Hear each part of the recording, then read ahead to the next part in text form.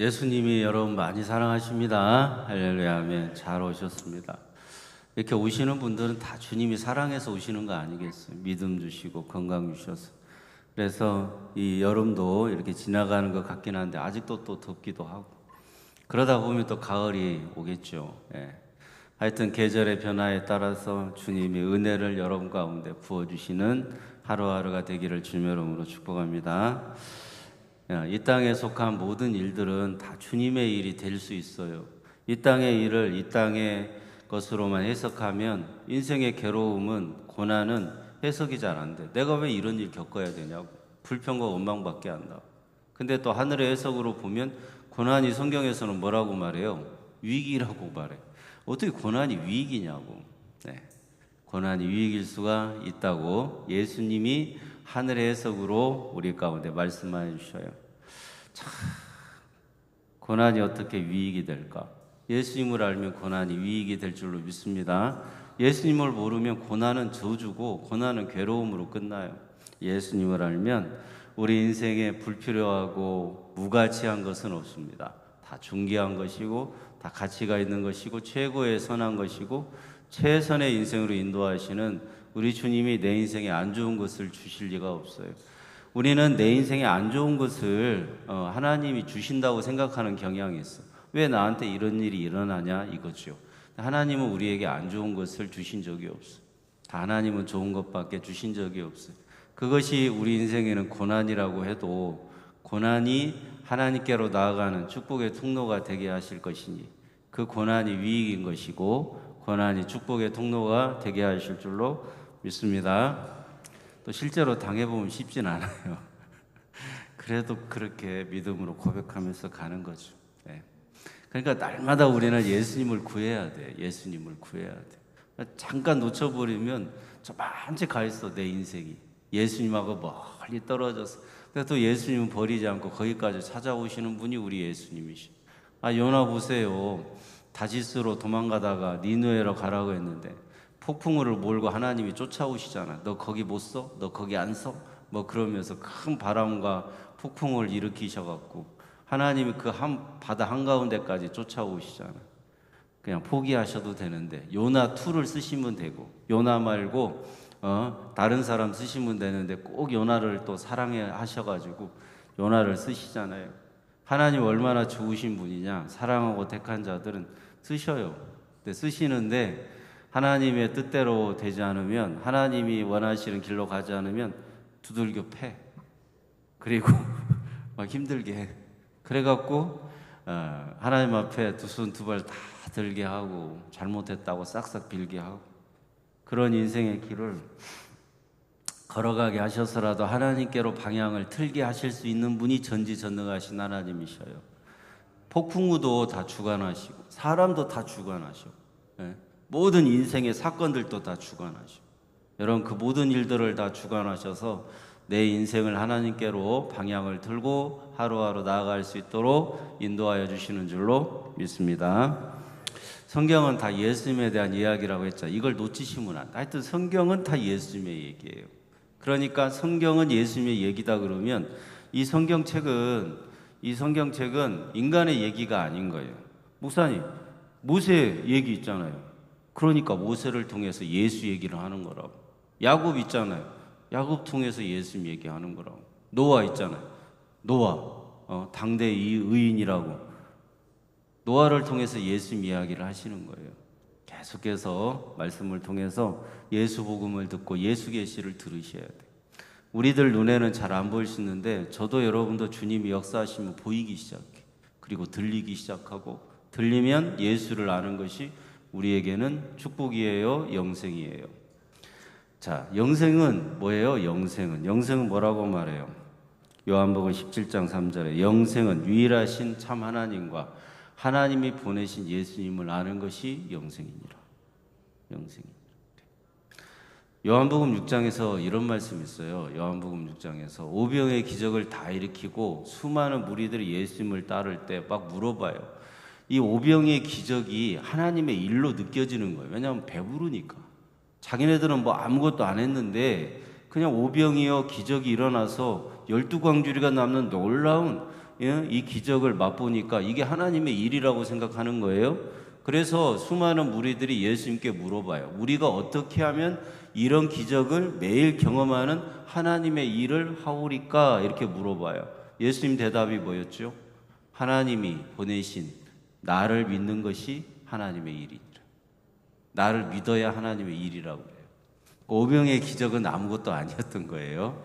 우리는 오병의 기적이 우리의 관심사지만 그것이 하나님의 일이고, 교회가 뭐 건물이 커지고 리모델링이 빛가번짝하게 되고 막 많은 사람들이 모여드는 게 하나님의 일 같지만, 예수를 모르는 사람들이 많이 모였으면 그게 어떻게 하나님의 일이냐고. 네. 어떻게 그게 하나님의 일이겠어요? 저 신천지도 사람은 많이 모여요. 젊은 사람들도 많아. 거기는 또 부러워 죽겠어. 예수 복음을 드려야 될 사람들이 거기 가서 그러고, 하얀 옷은 왜 이렇게 입고 다니는지 몰라요. 하얀 옷은 그 14만 4천 명 흰옷 입은 사람들 그거 그렇게 해서 천국 못 가요. 자기네들이 시험 문제 내갖고 그거 뭐 70점 80점 넘어갖고 천국 간다고 어림도 없습니다. 진짜 그런데도 거기에 빠져갖고 허우적대는 사람들이 있다는 것이 참 신기해요. 주님이 버릴 사람들은 그렇게도 버리죠. 이단에 빠지게. 우리가 아는 사람 중에 빠져 있으면 빼오기는 쉽지 않은데 진짜 빼와야 돼. 거기 구원 없어요. 진짜 없어. 거기도 구원이 있으면 그냥 쌤쌤 하겠는데 진짜 거기는 구원 없어. 네. 여러분이 오늘 우리 양동교회 예수 복음으로 우리의 영혼이 충만하고 구원의 기쁨이 가득한 오늘 예배가 되기를 주님의 이름으로 축원합니다. 바울이 로마서를 쓸 때 이 로마서 이 말씀이 전도서예요. 그러니까 전도를 위해 쓰여진 거예요. 성경은 다 전도를 위해 쓰여진 거예요. 바울이요 히브리서를 전도를 위해 쓴 거예요. 아니 지금 핍박 가운데 환난 가운데 예수를 배교하고 교회를 떠나는 사람들에게 떠나지 말라고 쓴 책이 히브리서예요. 전도를 위해 쓰여진 책이라고.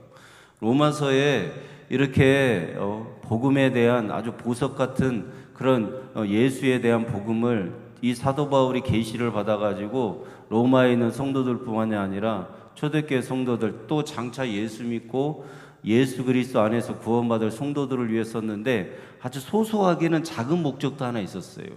로마의 성도들이 은혜 받고 헌금을 해서 자기는 서바나라고 하는 스페인까지 가서 복음을 전하는데 선교 자금으로 쓸 목적으로도 은혜를 받아야 헌금도 할 거 아닙니까?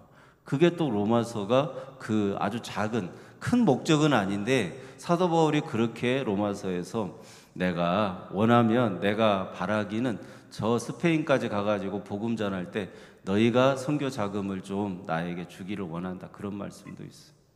여러분, 우리가 인생을 살아가면서 다 인생에는 목적이 있잖아요. 목적이 없는 인생이 어디가 있어요? 길을 이렇게 밖에를 나가더라도 인생에 목적이 있잖아요. 어디를 가야 되겠다, 어디가 갈 곳이 정해지지 않고 한 바퀴 돌아야 되겠다, 그것도 목적이 있는 거예요. 네? 우리 인생은 다 목적이 있어요. 그럼 성경이 쓰여진 목적이 없겠어요? 사도 바울이 이 성경에 여러 책들을 쓰면서 목적이 없겠어요? 당연히 목적이 있죠. 그 목적은 예수고 예수님이 주시는 구원에 대한 책이에요. 다른 이야기를 하지 않습니다. 다른 이야기를 하는 것처럼 보여도 우리의 눈에 안 보여서 그렇지 구원에 대한 이야기고, 구원을 주시는 예수님에 대한 이야기라는 것입니다. 로마서도 마찬가지입니다. 예수님이 이 땅에 오신 이유가 있어요. 예수님이 이 땅에 왜 오셨어? 심심해서? 아니면 2번 구원을 위해서? 구원을 위해서. 그러면 창세기 1장에 하나님이 천지 만물을 말씀으로 창조하셨어요. 왜 세상을 말씀으로 창조하셨어요? 창조의 목적이 뭐예요? 하나님께 영광을 올려드리라고. 보시기에 좋았다고 하잖아요. 그럼 우리 인간이 하나님의 모양과 하나님의 형상대로 창조됐잖아요. 우리 인간이 하나님의 모양과 하나님의 형상대로 창조되었기 때문에 그렇게 만드신 분께 영광을 올려드리는 게 창조의 목적이라고. 그렇죠? 그렇지 않아요? 그렇죠? 그래요. 그렇죠.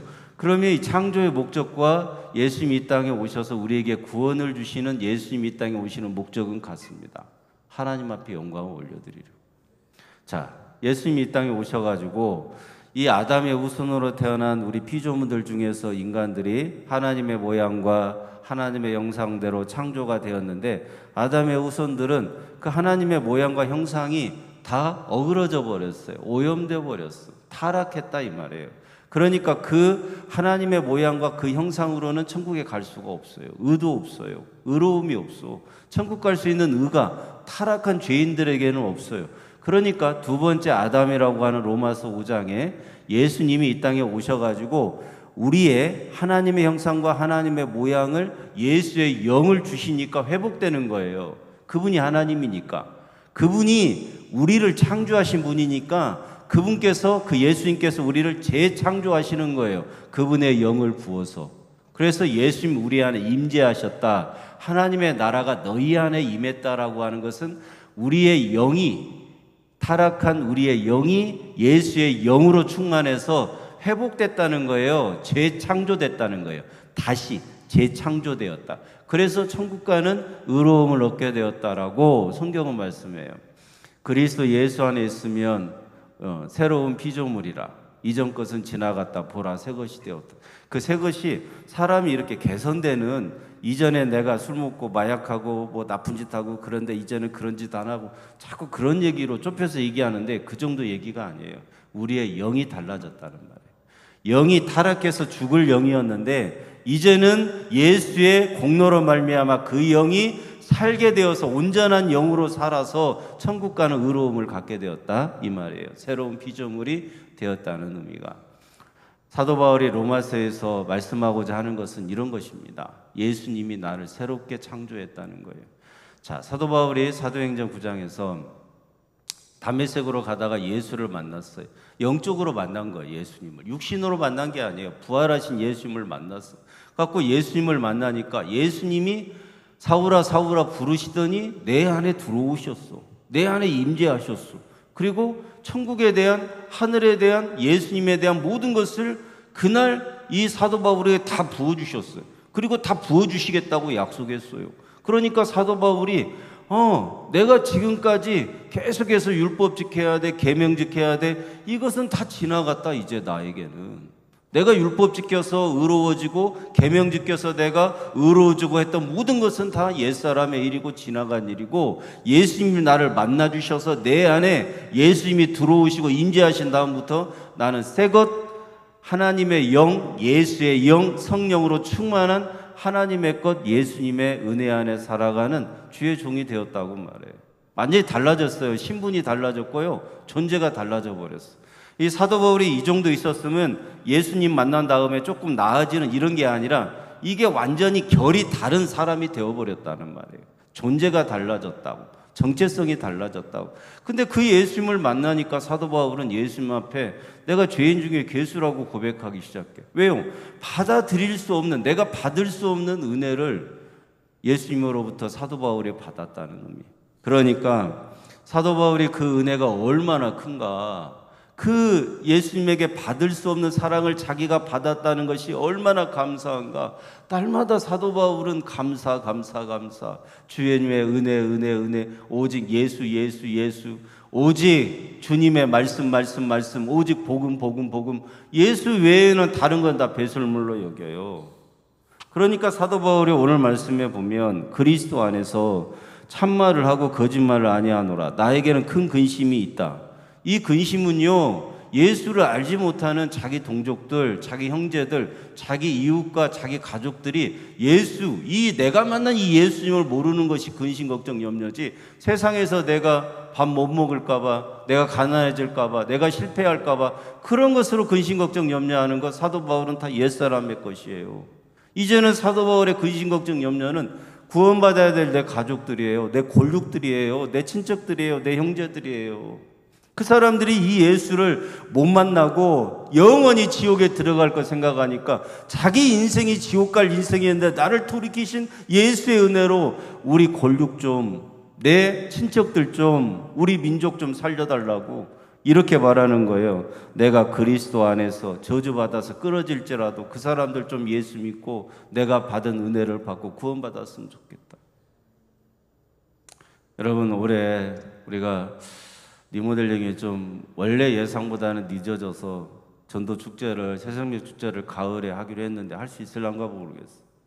본당이 폐쇄가 되면 할 수 있을지 모르겠는데 여러분 새생명 전도 축제 한다고 해서 여러분이 뭐 얼마나 전도하셨어요?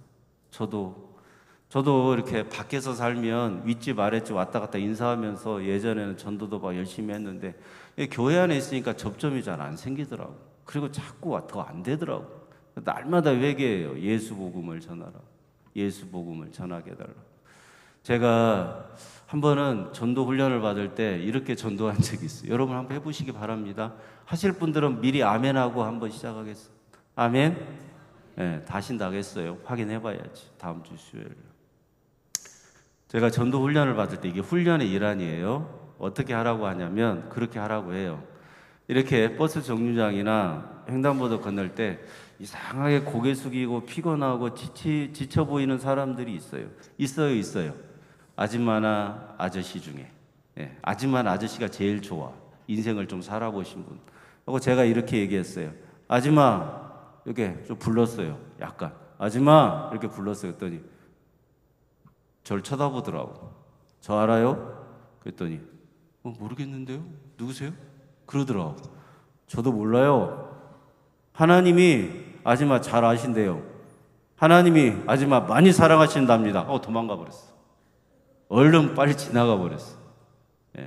여러분, 제 그 얼굴을 보면서 그런 얘기 하기가 쉽지가 않아요. 근데 한번 해보세요. 만약에 그 사람이 주님의 사랑받고 택한 사람이 맞다면 저녁마다 잠만 자려고 하면 그 생각이 나. 하나님이 나를 아신단다. 하나님이 나를 많이 사랑하신단다. 그 남자는 누굴까? 목사님일까? 누굴까? 왜 나한테 그런 얘기를 하고 손살같이 도망간다. 이렇게도 전도 한번 해보시오. 올 가을에 어떻게 될지 모르겠지만 여러분은 꼭 전도하시길 바랍니다. 전도는요, 은혜 받은 사람들이 하는 거고 예수님을 많이 아는 사람들이 하는 거예요. 교회 일만 많이 한다고 이렇게 생각하실지 모르겠지만 교회 일 중에 가장 중요한 일은 영혼 구원 일입니다. 교회가 존재하는 목적도 예수 그리스도를 전하고 예수님을 알게 해서 영혼이 구원받아야지. 안 그래요, 여러분? 제가요, 우리 아버지 돌아가실 때 효도한다고 했는데 그렇게 후회가 되더라고. 좀 더 잘해드릴 거. 지금 어머니도 마찬가지고. 그렇게 마음은 먹어도 잘 안 돼요. 근데요, 생각해 보세요. 아버지가 천국에 가셨다라고 하는 것이 여러 사인들이 제 마음에 안정감을 주더라고. 그렇게 마음이 든든할 수가 없고 그렇게 마음이 기쁠 수가 없어. 안정감이 들어.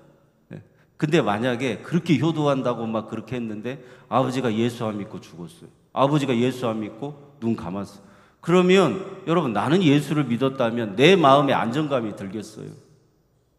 내 마음에 얼마나 불안하고 초조하겠어요. 그러니까 효도한다고 해서 다 되는 것도 아닙니다. 살아생전에 있을 때 잘해, 살아있을 때 잘해. 이거 우리가 세상에서 다 하는 말이잖아요. 살아있을 때 전도해야 됩니다. 따라서 한번 하시죠. 살아있을 때 예수를 전합시다. 할렐루야, 아멘.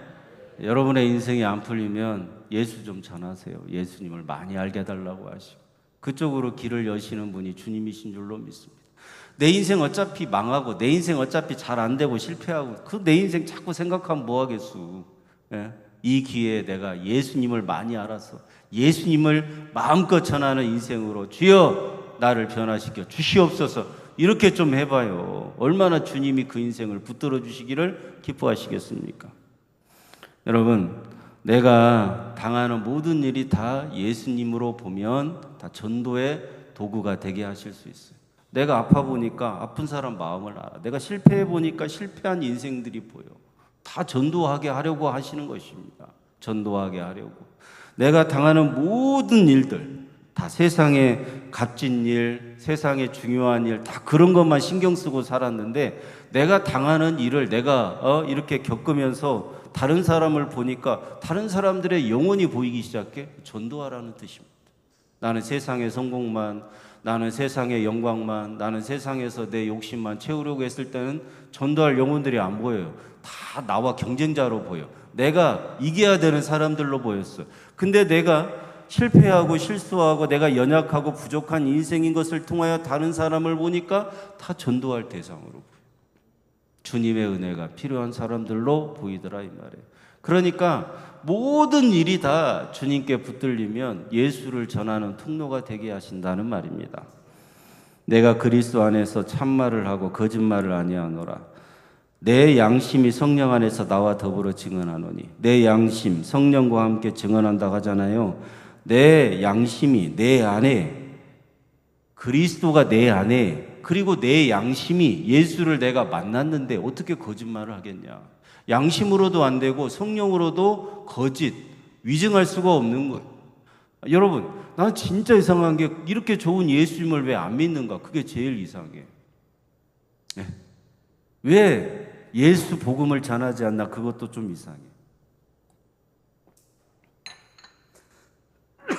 옛날로 돌아갈 수가 없습니다. 자, 여러분, 이렇게 좋은 예수님이 우리 가운데 임재하셔서 구원을 주시는데 그 구원을 받지 못하는 게 너무 이상해. 그런데 그렇게 내가 수고하고 노력하고 율법, 계명, 윤리, 도덕으로 달려가면서 구원을 얻을 수 있다고 생각하는 것도 이상해. 성경은 처음부터 끝까지 그 얘기를 하고 있지 않거든요. 여러분, 우리가 예수님으로 바라보면 너무나도 당연한 것이 예수를 놓쳐버리면 이상한 일이 되고 만다는 거예요. 그래서 우리는 오늘 또 예수님을 붙잡아야 돼요. 예수님을. 내 양심이 성령과 함께 증언한다고 하잖아요. 그러면 내가 양심으로도 참말을 하는 거예요. 성령으로도 진짜를 말하는 거예요. 어떻게 속일 수가 있겠냐. 성령이 내 안에서 증언하고 내 양심이 허락하지 않는데, 내 양심은 알아요. 내가 나쁜 짓 하는 거 여러분 양심이 알아요, 몰라요? 쓰레기 버리면서 나쁜 짓인데? 양심이 알아요, 몰라요? 알잖아요. 그 양심으로도 주님이 내 안에 임재하셔서 이렇게 구원을 주신다는 거, 이것이 내 인생의 최고의 선이고 최고의 가치고 내 인생의 가장 중요한 일이 되었다는 거, 나머지는 이 세상에 속한 것으로 다 썩어질 것이고 중요한 일이 아니라는 거, 이것을 내 양심이 이미 알고 있는데 어떻게 내가 거짓말을 하겠냐. 여러분, 이 세상의 모든 일은 아무리 중요해도 썩어질 것입니다. 그것으로는 구원 못 받아요. 중요하죠. 자녀도 중요하고 사업도 중요하고 직장도 중요하고 물질도 중요하고. 주님께서 나를 이렇게 연단하셔서 주님께로 방향을 돌이키실 때는 꼭 물질과 건강으로 그렇게 하시더라고요. 가난이라는 이름, 물질과 건강으로 나를 이렇게 꼭 하나님께로 방향을 들게 하시더라고요. 이 두 가지 문제 중에 하나가 여러분 가운데 있을 때 그냥 주님 앞에 엎드려서 살려달라고 하셔. 주님 앞에 내 인생이 아무것도 아니라고, 주님이 붙들어 주지 않으면 살 수 없다고 하셔. 주님은 반드시 역사하십니다. 좋은 사람 만나게도 역사하시고 어떤 의사를 만나게도 해서 역사하시는 분이 주님이신데, 주님이 직접적으로 내 인생 가운데 찾아오셔서 놀라운 일을 행하지 않으시겠어? 걱정하지 말고. 사랑하는 성도 여러분에게 그와 같은 놀라운 역사가 주님을 통해서 있다는 것을 날마다 인정하고 받아들이면 보이기 시작해요. 주님이 얼마나 내 인생 가운데 역사하고 계시는가 보게 되고 깨닫게 되는 은혜가 있어지기를 축원합니다. 자, 3절에 나의 형제 곧 고륙의 친척을 위하여 내 자신이 저주를 받아 그리스도에게 끊어질지라도. 그러니까 이렇게까지 예수를 전하고 싶어 했다고. 이렇게까지 내가 저주받을지라도, 내가 저주받아서 그리스도에게 끊어질지라도. 그럼 여러분, 내가 죄인이라고 하면 주님이 버려요? 내가 주님에게서 내가 끊어질지라도 내 고륙의 형제들의 그 영혼을 전하고 싶습니다. 예수를 전해서 구원받게 하고 싶습니다. 그러면 나를 버려요? 그래, 너는 버리고 네가 말하는 형제들은 살려줄게. 그러셔요? 아니요. 주님은요, 이렇게 고백하는 자들의 고백을 기뻐 받으셔. 내가 죄인이라고 하고 죄인 중에 괴수라고 하는 자들은 하나님 나라의 영광을 다 부어주셔. 네. 아멘. 내가 무익한 자라고 하면 가장 능력 있는 삶을 살다가 천국 가게 하신다고. 내가 무익한 자라고요? 내가 무능력한 자라고요? 나는 무지한 자라고요? 예수를 알면 세상의 어떤 지식인보다 더 많이 알고 있는 거예요. 난 죽으면 천국 간다는 거 알아. 서울대 박사는 죽으면 천국 간다는 거 몰라. 그 사람은 나보다 더 멍청한 사람이에요. 철학이 어떻고 윤리가 어떻고 도덕이 어떻고 아무리 많이 떠들어봐요, 그것으로는 구원 못 받아요. 나는 내가 죄인인 것도 알고 내가 티끌인 것도 알고 어제까지 지은 죄로 죽어야 될 죄인인가도 알아요. 나는 하나님 나라의 역적인 것도 알아요. 그러나 주님이 나를 버리지 않으시오. 주님이 하나님 나라를 위해서 애국하셨기 때문에 그 공로로 내가 하나님 나라를 대적한 일이 있어도 나를 버리지 않으신다고. 사랑하는 여러분, 내 고륙의 친척을 위하여 내 자신이 저주를 받아 끊어질지라도 이런 기도 좀 해보세요. 이런 기도 좀. 나는 티끌이고 먼지로 없어질지라도 우리 양동교회 영혼들이 다 예수 믿고 잘 되기를 원합니다. 이 기도 좀 해보시오. 예? 그러면 티끌을 갖고 먼지 같은 내 인생을 주님이 버리시냐고. 아니요, 더 높여주셔요. 세례 요한에게 예수님께서 뭐라고 말합니까? 여자가 낳은 자 중에 제일 크다고 하시죠. 세례 요한이 무슨 얘기를 했길래 그렇게 얘기하셔요? 나는 신발끈을 풀기도 감당하지 못하겠다. 그 얘기를 할 때 세례 요한이 여자가 낳은 자 중에 가장 크다고 하시죠. 자, 모세가 이스라엘 백성들 이끌고 출애굽을 했는데 출애굽기 31장에 모세가 시내산에 올라간 지 40일이 되니까 이스라엘 백성들이 모세가 안 보이니까 어떻게 했습니까? 금송아지를 만들어요. 이집트에서는 바로 왕을 섬겼어요, 신처럼. 근데 광야에 나오니까 자기들이 섬길 신이 필요해. 하여튼 뭔가를 모시는 사람들은 끊임없이 뭔가를 모셔야 돼. 예. 그래서 그 자리가 예수가 아니면 그 인생은 실패하는 거예요. 그래서 이 광야로 나와서 자기네들이 믿는 바로왕 같은 신이 필요한데 가만히 보니까 모세는 안 보이고 자기들이 가지고 온 금송아지, 금부치들 이걸로 금송아지를 만들었어요. 금송아지가 누구라고 성경에 뭐라고 말합니까? 금송아지가 누구라고 섬겼어요? 하나님이라고 섬겼어요. 성경에 그렇게 나와요. 금송아지를 하나님으로 섬겼더라. 네. 여러분 생각해 보세요. 그러면 이 사람들에게 있어서 그렇게 형제들이 그렇게 그 유대 히브리 사람들이 나와가지고 그렇게 하나님을 섬긴다고 한 게 금송아지였으면 다 죽여야 되잖아요. 다 이제는 끝난 거예요. 이제는 그 일로 끝난 거예요. 가나안 땅이고 뭐고 이 사람들 다 여기서 죽어야 돼. 끝났어요. 모세가 뭐라고 말합니까? 내가 생명책에서 내 이름이 지워져도 좋으니까 저들을 살려달라고 해요. 여러분, 내가 생명책에서 지워져도 좋으니까 살려달라고 하는 모세의 기도 하나님이 안 들으셔요? 들으셔요. 그래갖고 최소한으로 죽긴 죽어요. 최소한으로 죽고 대부분 다 살려줘. 여러분이 주님 앞에 가슴을 치면서 통회하고 자복하면서 내 잘못이라, 자녀에게 문제가 있으면 내 잘못이라, 우리 교회에 문제가 있으면 내 잘못이라, 그 교회 그 성도들을 주님이 살려주신다 이 말이에요. 누구 때문에? 가슴을 치며 통회하고 자복하는 성도 때문에. 여러분 그 한 사람이 여러분이 되기를 주님의 이름으로 축원합니다. 다 그게 성경의 영적인 원리잖아요. 여러분이 모세도 되고 사도 바울도 되기를. 아니 예수님을 알면 하나님의 나라에서 큰 자라고 하시잖아요. 사도 바울이 성도 중에 가장 작은 자라고 했는데 성경책 13권 썼어요. 근데 우리가 예수님을 알면 사도 바울만큼은 아닐지는 모르겠지만 하나님 나라에서 큰 자가 될 수 있는 거 아니에요. 그런데 여러분을 한없이 낮추고 가슴을 치며 통회하며 주님 제가 잘못했고 저의 죄가 크다고 고백하는 성도의 그 기도를 통해 교회가 살고 가정을 하나님께서 살게 해주실 줄로 믿습니다. 어떤 그 자매가 간증하는 걸 들었는데 그 간증이 생각나네요.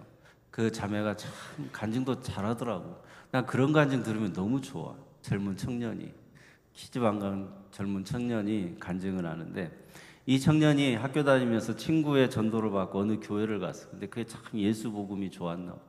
그래갖고 신앙생활 열심히 해. 근데 문제는 부모님이 불교예요. 아주 독실한 불교 신자들. 그래갖고 교회는 아주 싫어해. 그래서 어떻게 하나 우리 부모님의 영혼을 위해서 전도해야 되겠는데 어떻게 하나. 하나님이 기도 중에 그러시더래. 집에 가서 절대 전도하지 마라. 하나님의 하자도 꺼내지 말고 예수의 예자도 꺼내지 말고 주일에 교회 가자는 말 절대 하지 마라. 너는 하지 마라. 너는 하여튼 교회 냄새도 풍기지 말고 엄마한테만 깍듯하게 잘해라. 엄마한테 최선을 다해서 잘해드려라. 그 감동을 주시더래. 그래갖고 최선을 다해서 잘해드렸대. 그렇게 해서 시간이 지났는데 딸한테 그러더래. 이렇게 안 거예요. 이제 딸이 교회 다니는 거. 너처럼 교회 다니면 너처럼 되느냐, 이렇게 아버지가 그러더래. 그래서 그 부모도 결국에는 교회 다니고 예수 믿게 되었습니다. 여러분, 특별한 경우고 특수한 경우라고 해도 우리는 최선을 다해서 해야 되지 않겠어요? 최선을 다해서. 네, 자식도 부모도 예수 안 믿으면 우리는 근심 걱정 염려고, 우리가 근심 걱정 염려가 세상에 있지 않은 것은 성공해도 근심이에요. 돈 잘 벌어도 걱정이에요. 왜? 예수 안 믿을까 봐. 돈을 잘 버니까 예수 안 믿을 가능성이 많아. 성공하니까 더 근심이 돼. 교회 안 다닐까 봐. 네? 여러분, 예수를 믿는 것이 얼마나 감사한 일인가. 우리가 그 일에 쓰임받게 되기를 주님의 이름으로 축원합니다. 4절 간단하게 그냥 말씀 전할게요. 그들은 이스라엘 사람이라 그들에게는 양자됨과, 이게 이스라엘을 내 장자라고 그래서 하나님의 자녀로 삼아주셨잖아요. 자세하게는 설명을 못하겠고, 영광, 모세를 통해서 하나님의 영광이 그 모세의 해막 가운데 머무르잖아요. 그러니까 하나님 직접 임재하시잖아요. 그게 성전이었잖아요. 그래서 모든 하나님의 영광, 하나님의 임재가 이스라엘 민족 가운데 있었고, 아브라함 통해서 시작된 언약이 계속해서 그 언약의 백성이라고 아브라함의 후손들을 내 민족이 되게 해주겠다고 약속을 하잖아요. 언약. 율법 31장, 출애굽기 32장에 하나님께서 모세를 통해 이스라엘 백성에게 율법을 주잖아요. 그리고 성전에서 예배가 있고 수많은 약속들이 있어요. 이거 다 이루어졌어요? 안 이루어졌어요?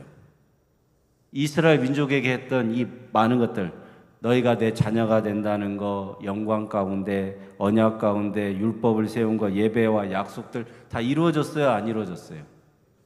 누구 때문에? 예, 그렇습니다. 이스라엘 민족으로는 이루어지지 않아요. 그러나 예수님이 오셔서 단번에 이루십니다. 어떻게 이루셔요? 죽으심으로.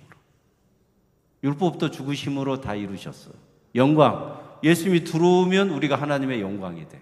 네. 수많은 약속들 다 누가 이루셨어요? 예수님. 예배 회복, 영과 진리로 예배할지나 누가 회복시켜 주셨어? 예수님. 율법을 주신 분도 해석한 분도 그리고 성취하시는 분도 누구예요? 예수님이죠.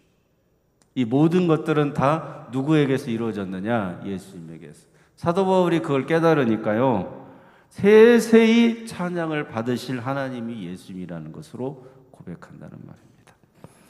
여러분, 골로새서 1장 15절에 내가 좋아하는 말씀이 있는데, 예수님은 보이지 않는 하나님의 형상이시요 모든 창조물보다 먼저 나신 이시고 모든 만물이 다 그 안에, 그 모든 만물이 다 예수님으로 말미암아 창조되었고 하늘의 권세, 땅의 권세, 모든 권세가 그 발 아래 복종하게 되었으니 만물이 다 예수님을 위하여 창조되었느니라. 골로새서 1장 15절 말씀. 여러분, 예수 중심으로 보셔야 돼요. 특히 어려움이 있는 성도들, 인생이 각박하고 인생이 안 풀리고 괴로움이 있는 성도들, 예수 중심으로 안 보니까 그런 거예요. 예수님 중심으로 보면 다 풀리게 되어 있어요. 아멘. 예수님 중심으로 보면 전도할 영혼들이 보여. 예수님 중심으로 보면 내 인생에 문제가 보이고, 내가 뭐에 집착하고 뭐에 지금 내 인생이 잘못된 방향으로 가고 있는가 주님이 알려주신다 이 말이에요. 예수님 중심으로 보시고, 내가 오늘 말씀처럼 끊어질지라도, 저주받아 끊어질지라도 예수 중심으로 보니까 그분이 얼마나 좋으면 내 권력, 내 형제들, 친척들 구원받는 것이 이렇게까지 중요한 문제로 내 인생 가운데 자리 잡겠어요. 예수님 중심으로 보니까 진짜 구원받아야 되는구나, 진짜 천국 가야 되는구나. 그러면 예수밖에 없어. 그러면 예수를 전해야지. 그러고 보니까 옆에 내 권력들, 형제들, 친척들, 영혼들이 보이기 시작해. 이런 고백을 통해서 사도 바울은 오늘 또 복음을 전했습니다. 그리고 수많은 영혼들을 살리는 주의 종이 되었습니다. 저도 여러분도 우리 주변에 있는 그런 영혼들을 위해 주의 복음을 전하는 성도가 되고 주의 종들이 다 되기를 주의 이름으로 축원합니다. 아멘. 기도하겠습니다. 제가 하겠습니다. 거룩하신 하나님 아버지 고맙고 감사합니다. 사도 바울의 고백처럼 내가 이런 고백을 할 수 있는 믿음을 주옵소서. 내가 우리 교회가 잘 되고 성도들이 영원히 산다면 내가 주님 앞에 가슴을 치며 통회하며 자복하며 한없이 마음을 낮추고 회개할 수 있는 믿음을 주옵소서. 그와 같은 은혜가 각 사람 위에 불처럼 바람처럼 성령의 충만함으로 임하게 하옵소서. 아버지 하나님, 우리 가운데 부어주시는 은혜가 얼마나 큰가. 남은 한 주간도 예수의 은혜로 살아가는 믿음의 성도들 되게 하여 주옵소서. 이제는 우리 주 예수 그리스도의 은혜와 거룩하신 하나님 아버지의 사랑과 성령의 교통하시고 역사하시는 은혜가 오늘도 예수님 중심으로 그리고 믿음으로 예수님의 은혜로 살아가기를 원하는 사랑하는 성도들 머리머리 위에